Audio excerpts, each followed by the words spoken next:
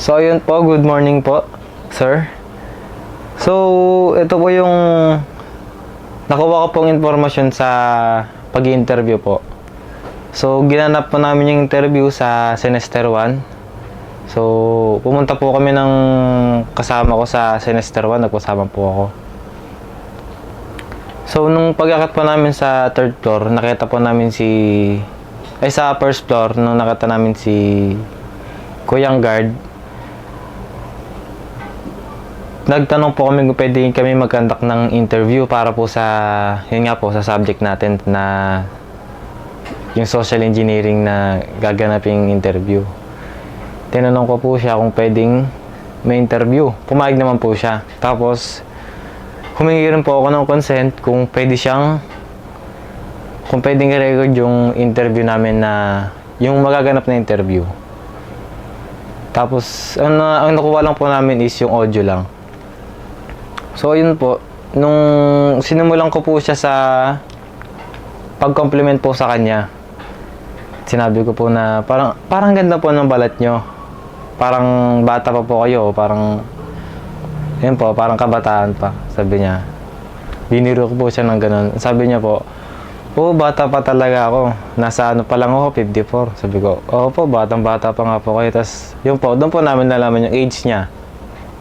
So, jot down po ako nun. Nung sunod naman po, kahit alam ko po na guard siya doon sa Trimex, tinanong ko pa rin po siya na kung, di ba po guard po kayo dito?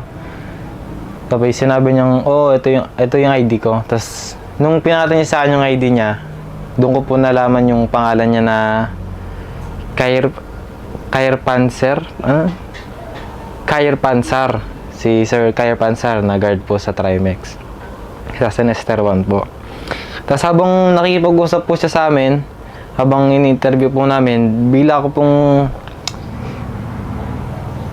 tsaka ko po napansin yung accent niya, parang hindi siya dito sa Luzon. Parang may iba siyang accent na hindi siya pang Binyan.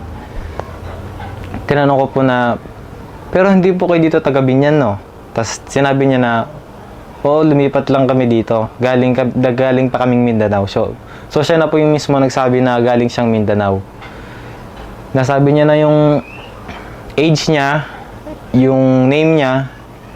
Yung name niya po yung nakita ko. Tapos yung birthplace niya, doon po daw siya talaga.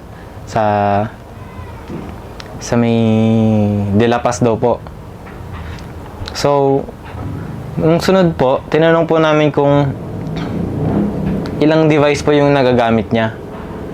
So, nung tinanong po namin yun, nagsagot siya ng tatlo daw po yung device na nagagamit.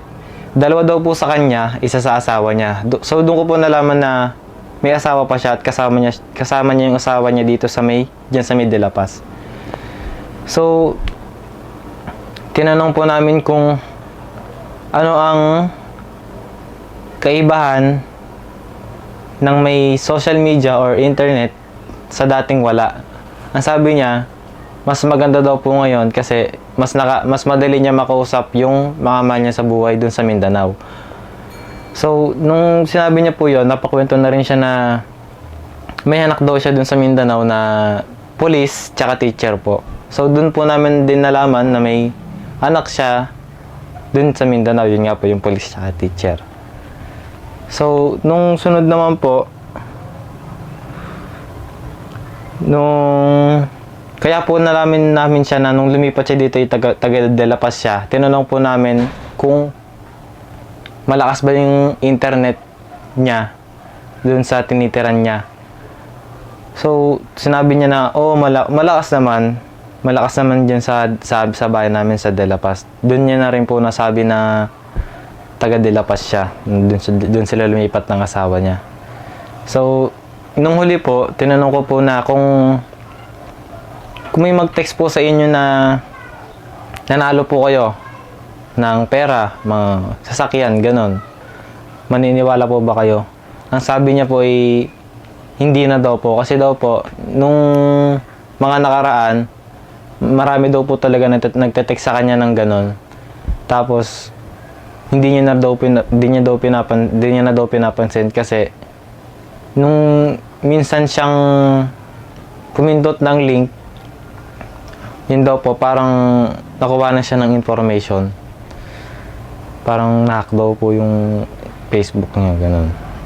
Tapos, ayun, kaya nung simula nun, hindi na daw po siya naniniwala sa mga natatanggap niyang text or chat tungkol sa nanalo daw ng yung mga scam po.